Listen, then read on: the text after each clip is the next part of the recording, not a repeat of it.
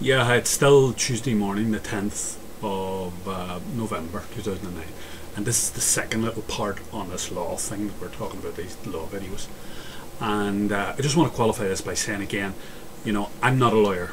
I come from a history background, and I'm just, this is sort of a layman's response to this whole thing, and as I see it, that's how I see it. And how it interfaces with me at a practical level on a day-to-day basis, and how I view it. Basically, in the first part, we discussed that it's an instrument. It's an instrument initiated by the state, and really, what it is, it's to control the social, economic, and political structure that exists, the status quo. It's to sort of maintain it as far as possible. It is an instrument, and it's backed up by the whole infrastructure of the law, the people who enforce it, the guards, the police,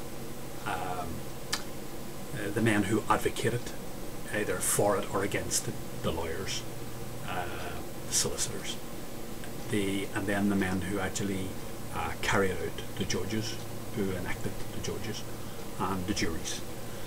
And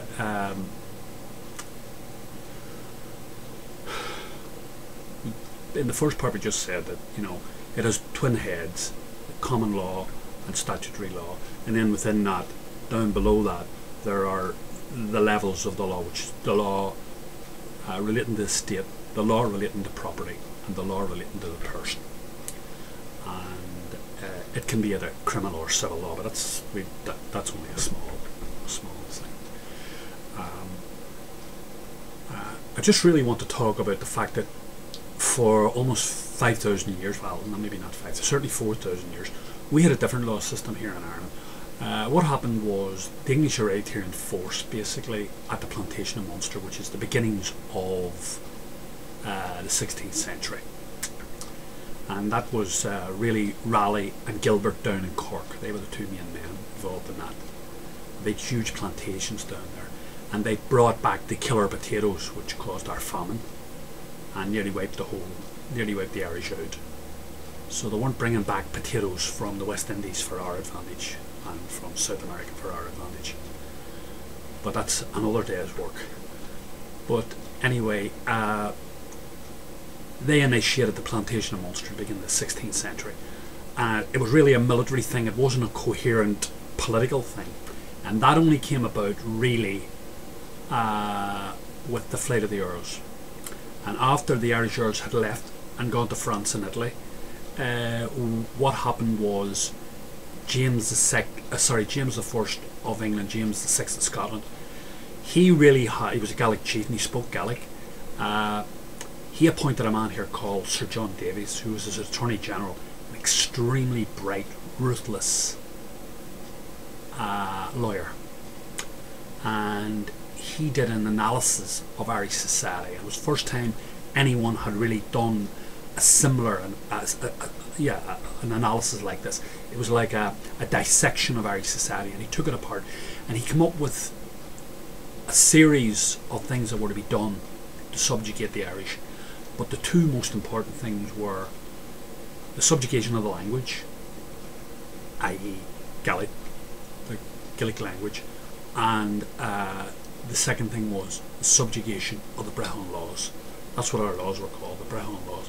They were named after the man who, in every tribe, had a Brehon or a lawgiver. And the laws were given down vocally, verbally. What happened was the Brehon had apprentices, and he passed on an ongoing basis over prolonged periods. It would have been done by rote, I presume, some form of rote. They would have needed to have learned it off verbally, each law, and it was a truly fantastic and fascinating type of system. It didn't work on prisons or anything like that. It worked on fines and various things like that, and ostracization, social ostracization and tribal ostracization. So it was a fascinating law system. But anyway, the English dealt with that, and so by the end really of the 17th century, Ireland had turned completely into an English speaking a society governed by English law. Anyone found speaking in public Gaelic was put to the sword, and of course you couldn't practice the Brehon laws. So we had that intact, their law system intact, up until 1922. So their law system is, as I said before, its primary purpose is one thing and one thing only. That's the maintenance of the monarchy, the maintenance of the establishment, which is the bulwark of the monarchy. Alright? And then when we became a republic in the 40s, in the late 40s, we drew up a constitution, and we have a president, and we're a republic. And really what was supposed to happen was the triangle which makes up all monarchist societies should have been turned on its head, and the sovereignty, instead of being up at the top with the king or the queen and the establishment, it should have been turned on its head, and it should have been the people should have had the sovereignty. And technically within our constitution that's what it says, but the reality is the triangle was never turned upside down. The triangle is still the same, only instead of having a monarch at the top, we have essentially a state establishment at the top. And they enforce this law, which is essentially English law. There's no use arguing it and saying it's not. It essentially is, for 96% of it, it essentially is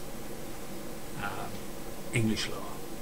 And it's there for two purposes: to maintain the state and to maintain the establishment, which is the bulwark of the state, for no other purpose, for no other reason. People can't understand how the three sets of laws, the law relating to the state, the law relating to property, and the law relating to the person, if you go into, if you analyse it and examine it, how and why it is the way that it is. Look, it's very, very simple. Under Roman, under English, and under Norman law, everything has a value, an economic value. That's not stated anywhere. That's not stated in any of the law books, but that is the reality. That's the unspoken reality of all this law. You as an individual have no real worth to the state. All you do is you're a source of income for the state, for income tax. That's all you are.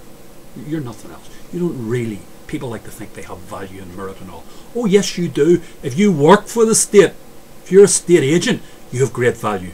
If you're a judge, you're a politician, you're a senior civil servant, you're a senior guard, you're if you're part of the establishment, the key is that, you better believe it, you have. I'll tell you very, very quickly, in the practicalities, this is the way it works out. You kill an ordinary person today in the street in Dublin, you run somebody over or get into a fight and you kill somebody, you'll get a life sentence. You probably do 8 to 10 years. Okay? You kill, or you get involved in killing, or get involved in some sort of mayhem that results in the death of one of the establishment, you see what happens to you.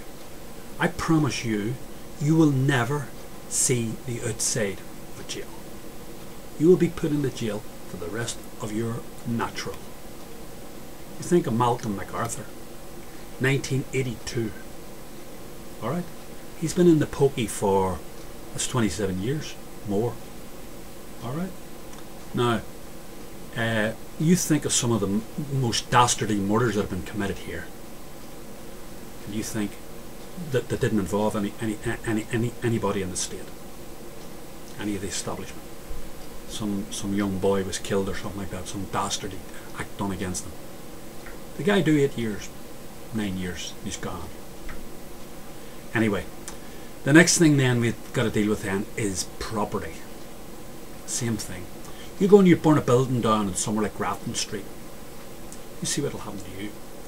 People with white coats will come and take you away, and you will never see the light of day again. You'll be locked up in a mental hospital or whatever.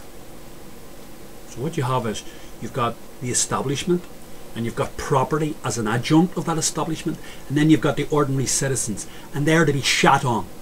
They're to be dealt just They're to be just there to be exploited and shat on by everybody and anybody. And their rights are that size. When you're part of the establishment, your rights are that size. We've already discussed this at length.